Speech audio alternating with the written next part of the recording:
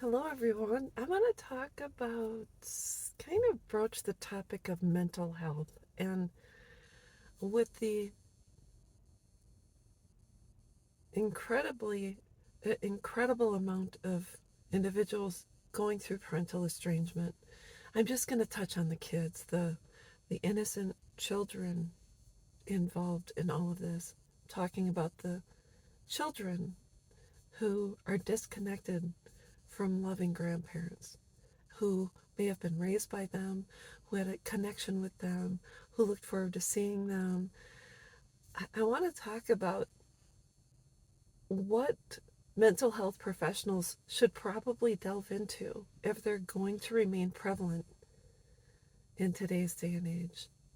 I don't know about you, but when I disconnected from my mom, I still had a connection with my sisters, my grandparents, my aunts and uncles, etc.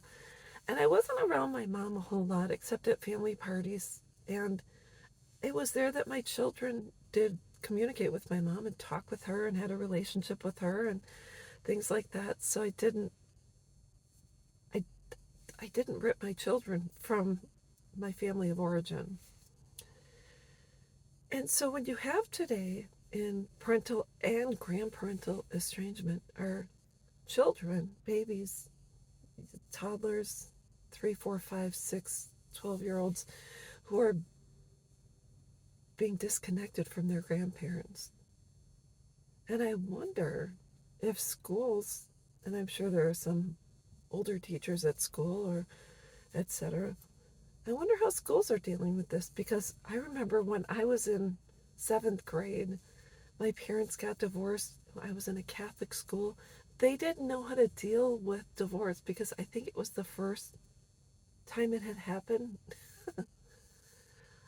I don't even know. I think it was because the teachers didn't know how to deal with it. The principal, the other students, nobody really knew what to do. So there was no mental health. There was things like that. There were no resources for us. So it was very challenging to deal with, especially in the Catholic Church where it was taboo. So when it comes to today, what are they doing for our grandchildren when it comes to the disconnect and fracturing of the relationship with their grandparents? I know sons and daughters don't want to have relationships with their mom for whatever reason, and they have that right.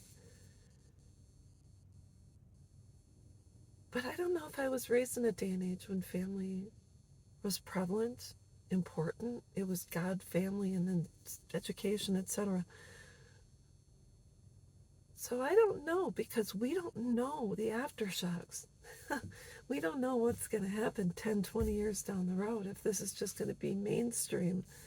How are these children dealing with not seeing Nana and Papa again? I just wanted to throw it out there. I'm no expert. I have not met my grandkids. But I can't imagine how devastating it would be if they had a relationship with me, called me Nana. We spent time together. We snuggled. I was part of their, my daughter's pregnancy, subsequent labor and delivery, and was there for the first of everything. I can't even imagine going through that and how devastating it must be, not just for the grandparent, but the grandchild as well. And that's not something our estranged adult sons and daughters are talking about.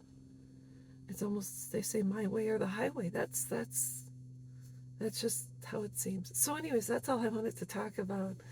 So if you're a mental health professional, you might want to delve into that and really take courses on it, because it's going to be prevalent and necessary, especially in schools today. So, and teachers, if you have students going through this, you might want to try and talk to the parents and um, maybe plant seeds and say, your son or daughter really misses their grandma or grandpa, and what can we do? Is there something, can we invite them to a school play? Can we invite them to Grandparents' Day? You don't even have to be there, just put them on the list so your son or daughter can see them again. So anyways, that's all I wanted to talk about, and I'll be back.